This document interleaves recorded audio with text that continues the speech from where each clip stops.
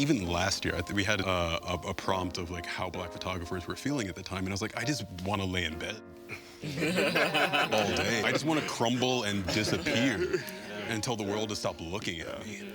But the thing that pulls me out of that is community. Yeah, it's community.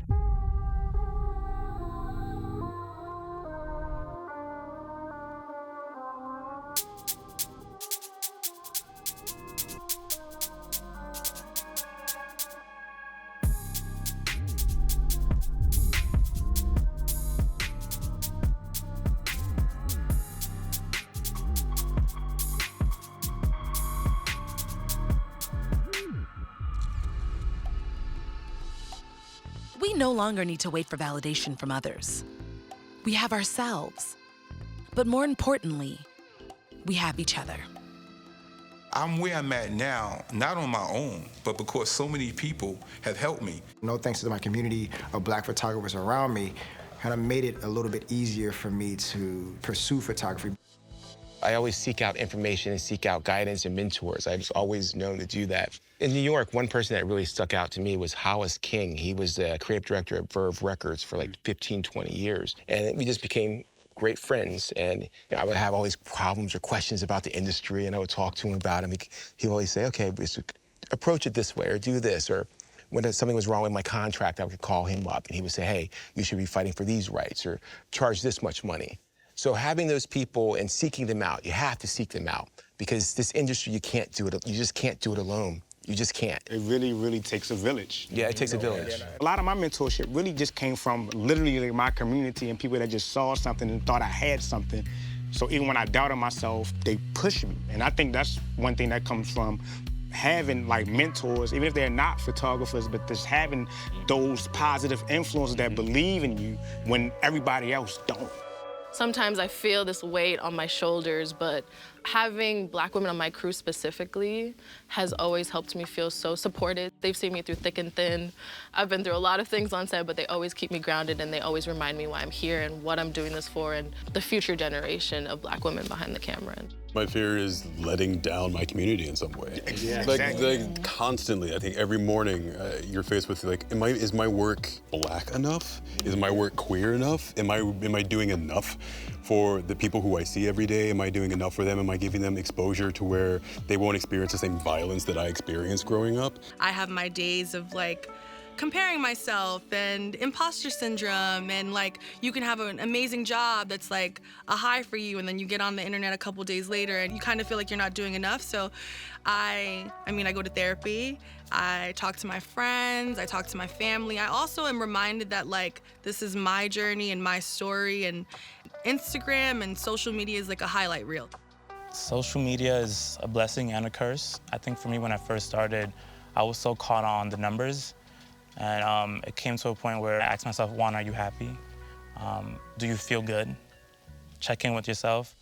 As human beings, we have envy, we have jealousy, and sometimes when you let that cloud your judgment, it doesn't allow you to see the power of collaboration and the power of the fact that you can get farther when we're together.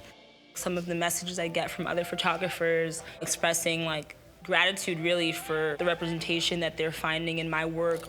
It's really stuff that you don't think about until you hear it from someone else. So I hope that Black women being behind the lens is something that I really continue to see being normalized. We're all looking for a sense of freedom. I think there's probably nothing more important in the world than freedom and safety. And amazing things can happen when photography can be a service that provides safety. One thing I love about photography is that it can capture any and everything in every single aspect. We should be in front of the camera, behind the camera, we should be the muse, because we are the muse. As my career has evolved from modeling to acting, the thing that has made me feel most comfortable on set is energy. When you walk into a room, like for me, I got to work with Ava, to walk into a room and be hugged and say, like, we're here to help you, we're here for you, we're here to tell this story. That's the thing first that you feel, like that energy, that caring that comes with being surrounded by a tribe of people who genuinely want to see you do good. In my community, there's a lot of young photographers coming out, you know, like, how can I give back? How can I use this new platform? And what I did was I started a GoFundMe and said, I want to teach inner city kids photography. And I became a mentor to so many people. But some of these kids that I've mentored and some of the younger photographers come up who studied my work in high school, because it's been 5 years since the time. That's the wildest thing You to know, me. time flies. People reach out and they're like, we're learning about your work in school. And I'm like, bro. But some of my mentees are now, some of these kids are so good, I be talking to them, you know, because they young. How did you do this? How did you know, like, so now some of the kids that looked up to me is like, well, your work is good, so like let me learn from you. You know, it's a two-way street. The whole thing of being mentors, being accessible to up-and-coming photographers, being just a change agent is just, it's a responsibility we have, and I'm always pleased and honored to be in a position to do so. It's very important that as I'm getting the blessings that I am in this industry, this field, this career that I've chosen, that I pay it forward, because it's not mine. It's really not mine. I'm benefiting from it, but it's not mine to take knowledge and take the access that I have and keep it for myself. I'm supposed to pay it forward.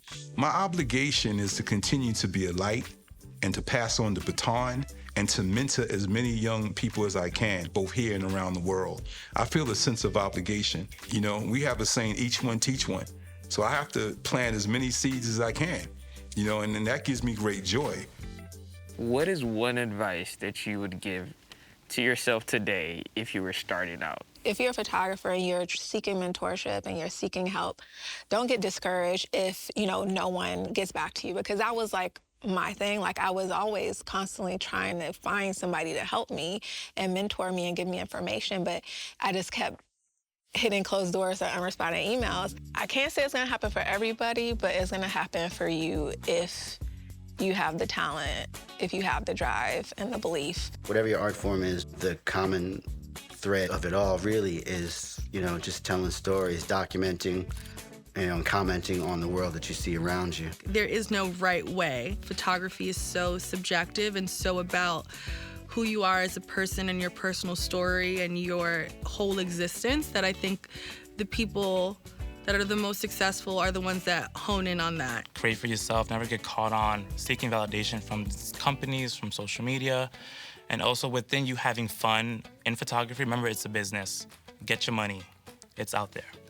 Get yourself on set, ask questions, reach out to people, allow yourself to face the uncomfortable, because that's how you truly learn and grow as an artist. Be true to yourself. Success, for me, runs parallel with freedom and having the ability to move about the way you choose. Your vision is important. Your perspective is important. I think those things just lend to our abilities to be emboldened in life. Because our history is burned down. Like, they don't, and I hate saying they, but they don't want to see us with these actual physical photos or anything that we own. And I think it's just time. It's just time that we continue to own our things, own our rights, our images, own homes, just capture these moments within those things. Learn to say no to things that don't feel right. Stay woke, as they would say.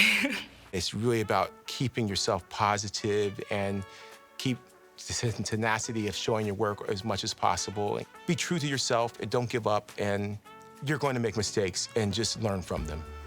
Don't be afraid of looking like a beginner. That early part of starting something new and that ability to have a breakthrough discovery, giving birth to an idea and seeing it grow is fun. So enjoy the process of being bad at something. Enjoy the early times. Try new things, be bad at them, and laugh.